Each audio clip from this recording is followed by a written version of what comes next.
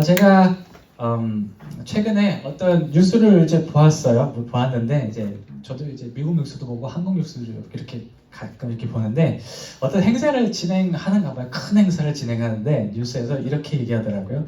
이 행사에 준비가 잘 되고 있지 않다라는 그런 취지의 막 뉴스를 하더라고요. 그러니까 건물도 지어지지 않았고 또 사업체를 선정하는 과정에서도 막 문제가 있다라고 막 이렇게 뉴스를 달았어요.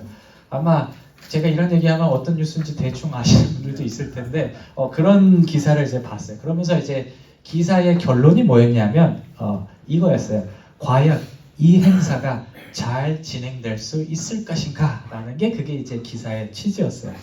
근데 왜 뉴스를 보면 그냥 넘어갈 수 없잖아요. 그 댓글을 봐야 되잖아요. 댓글 코멘트를 봐서 도대체 사람들이 뭔가를 얘기하는가 봤더니 사람들도 사실 똑같은 얘기 하더라고요. 아니 이 돈을 다 어디다 썼어? 이러면서 이 시간 이렇게 있었는데 과연 이 행사를 제대로 할 수 있는 것인가? 도둑들이 너무 많아. 막 이런 식으로 이제 비판을 하는 댓글들이 막 이렇게 달려 있더라고요. 그러니까 뉴스 기사가 별로 다르지 않았어요. 근데 여러분 사실 우리가 이스라엘 이렇게 생각을 이제 구약에서 볼 때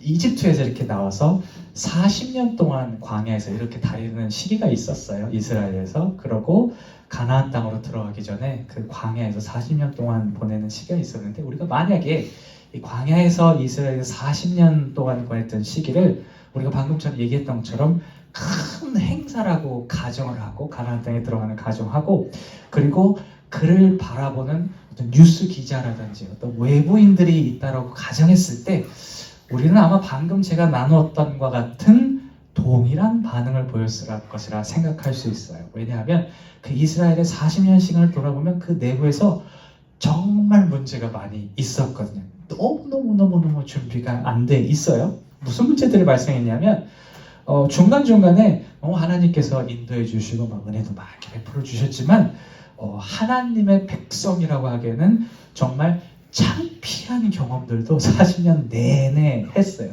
처음에는 밥이 없다고 물이 없다고 막 하나님에게 투덜거렸죠. 그거는 사실 양반이에요. 여러분들 금송아지 사건 아시죠? 하나님께서 시내산에서 그 율법을 모세에게 내려주실 때 밑에서 사람들이 있다가 아이 하나님 어디 있어? 그러면서 우리 송아지로 우리 신을 하나 만들자. 그래서 금송아지를 만들어서 이게 하나님 그러면서 이렇게 섬겼던 그 사건이 있어요.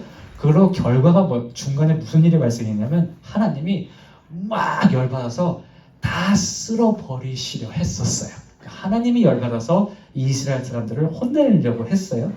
그리고 그 사람들 내부에서도 문제가 있었어요. 고라라는 그런 사람을 중심으로 해갖고 반역을 일으킨 거예요. 나는 모세가 이렇게 인도하는 거 인정 못해. 나에게 힘을 줘. 그러면서 그 사람들 내부에서도 이제 막 서로 이렇게 싸움이 있었어요.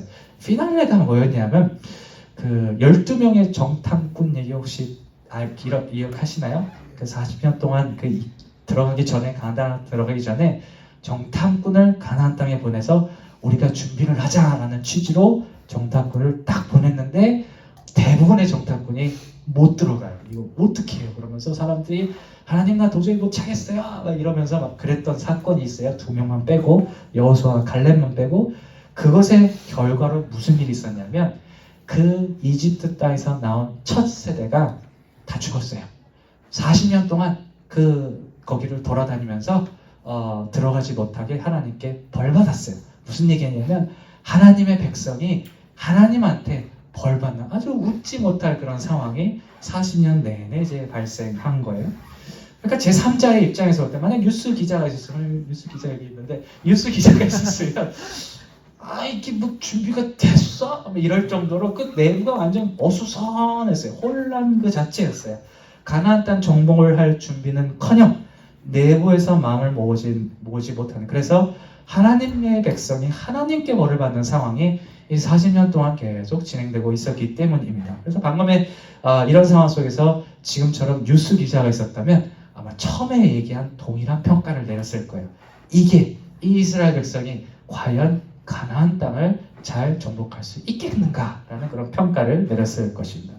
그런데 놀랍게도 마질이죠. 성경은요, 이 이스라엘 땅에 준비 안 되고 있는 이스라엘 사람들이 가나안 땅 땅 정복에 성공했다라고 얘기를 해요. 그냥 성공한 게 아니라 완전 소위 말해서 대박 성공을 이뤘어요. 전쟁을 이뤘는데 딱 한 번 지고 다 이겨버렸어요. 다 이겨서 그 땅을 갖게 되는 그런 전투에 있었어요. 오늘 본문의 배경이 되는 여리고성 전투는, 여리고성 전투가 뭐였죠? 여리고성은 진짜 여리고성 전투에 무슨 일이 있었죠? 여리고성 어떻게 이겼죠, 집사님?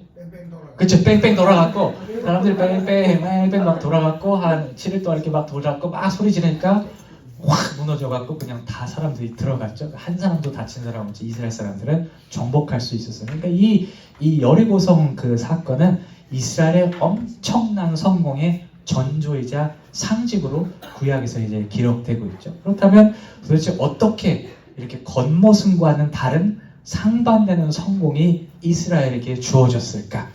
이 오늘 본문은 이에 대해서 아주 중요한 사실을 하나 우리에게 전달해. 우리 말씀 다시 한번 우리 처음부터 읽어 보실까요? 그 내용을 상기하기 위해서 시작.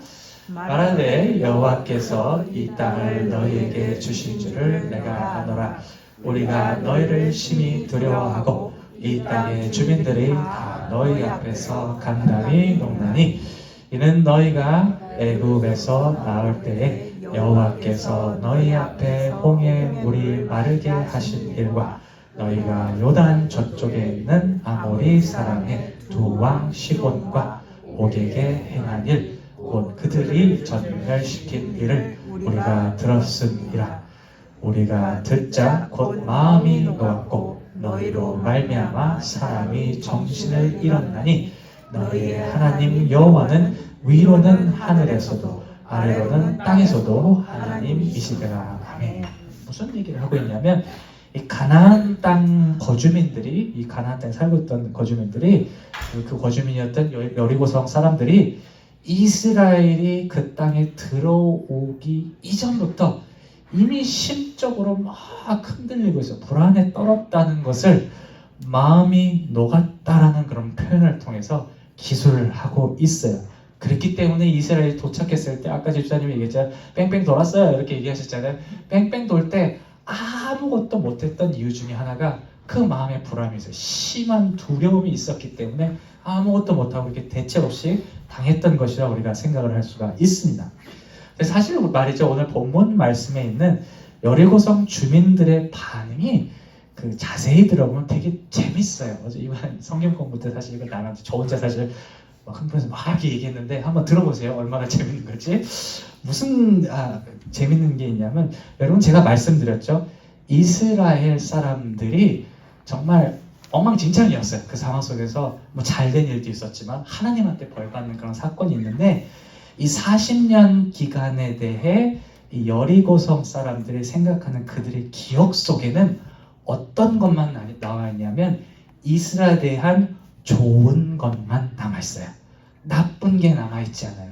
오직 성공한 것 보면은 40년 전에 이미 40년 전에 있었던 그 이집트에서 나왔던 그 사건을 기억하고 있고 최근에 있었던 그 전투들에서 이겼던 것을 기억하고 있어요. 그러니까 계속 40년 동안의 이 이스라엘 행적을 막 이렇게 보고 있었던 것이 주시기에 보고 있었던 것인데 신기하게도 그들의 기억 속에는 하나님한테 벌받은 거 엄청난 사건들이었거든요. 그건 다른 사람들 다 퍼졌을 거예요. 그런 큰 사건들인데 그런 것들은 하나 기억하지 못하고 좋은 것만 기억하고 있어요. 그래서 두렵게 되죠. 더 놀라운 것은 한 사람만, 몇 사람만 그 마음의 두려움을 가진 게 아니라 9절에서 말하는 거 뭐라고 얘기하면 이 땅 주민들 전부라고 얘기해요.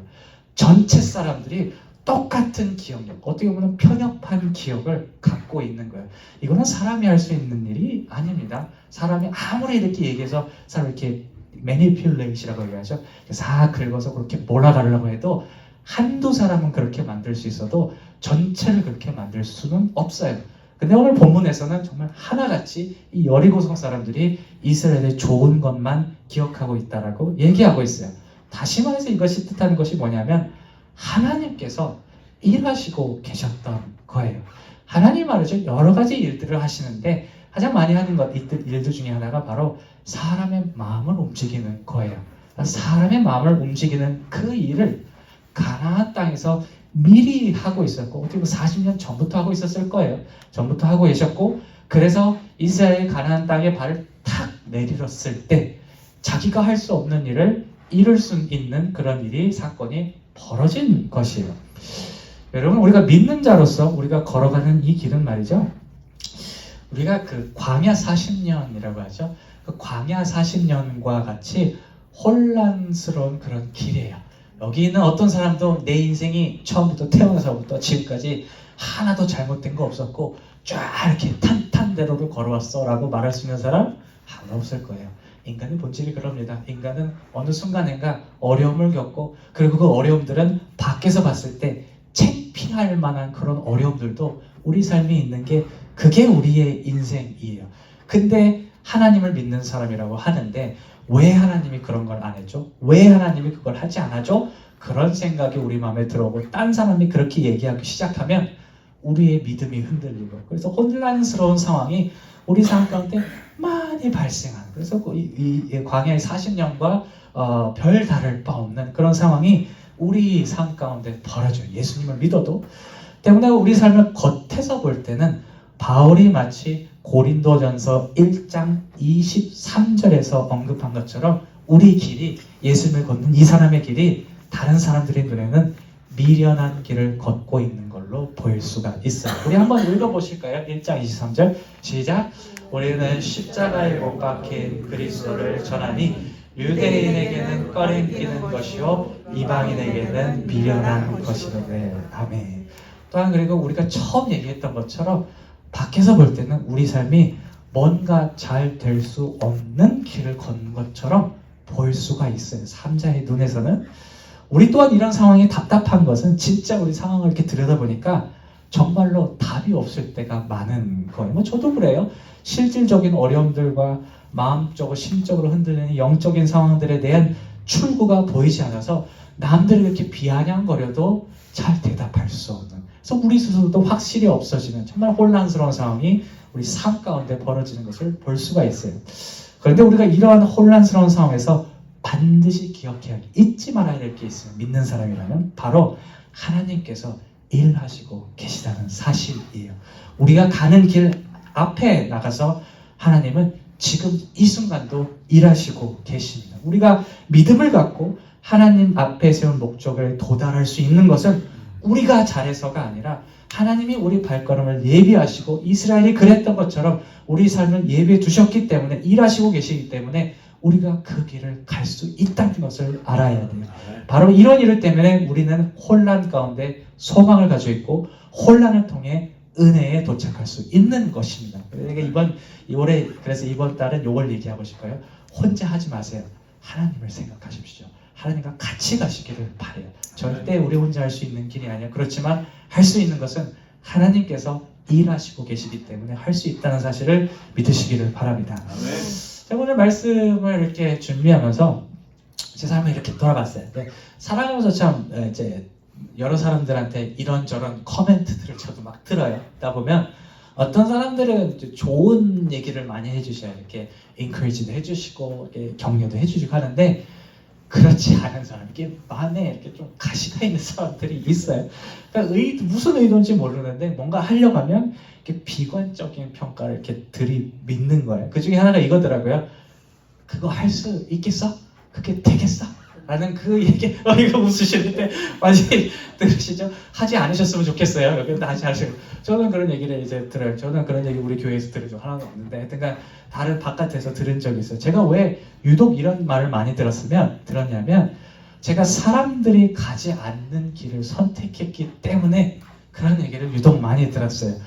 목사 돼서 뭐 이렇게 부귀영화 누릴 수 있겠습니까?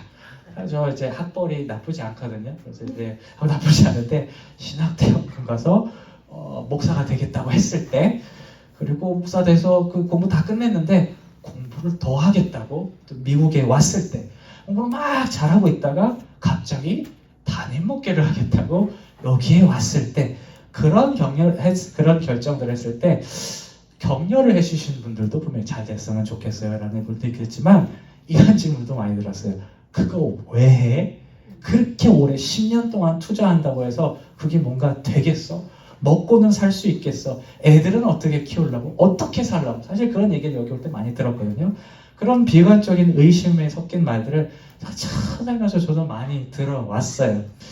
기분이 그렇게 좋지는 않은데 근데 또 부정할 수도 없겠더라고요. 왜냐하면 사실에 기반한 그런 비판이기 때문이에요. 왜냐하면 정말로 먹고 살기가 힘들어요. 정말 이 가는 게 상당히 터프하고 지금까지 그래왔기 때문에 어떤 제 커리어적인 문제나 생활의 문제나 영적인 문제나 제가 마치 이스라엘이 광야와 지나가는 것과 같은 상황이 벌어졌기 때문에 저도 제 스스로도 부정적이고 비관적일 때가 스스로 있었어요. 그래서 강하게 이렇게 푸시하자면 네 그러고 이렇게 말았던 그런 경우들이 많이 있는데 그래 재밌는 것은 말이죠. 제가요 지금 이렇게 잘 살아 있습니다.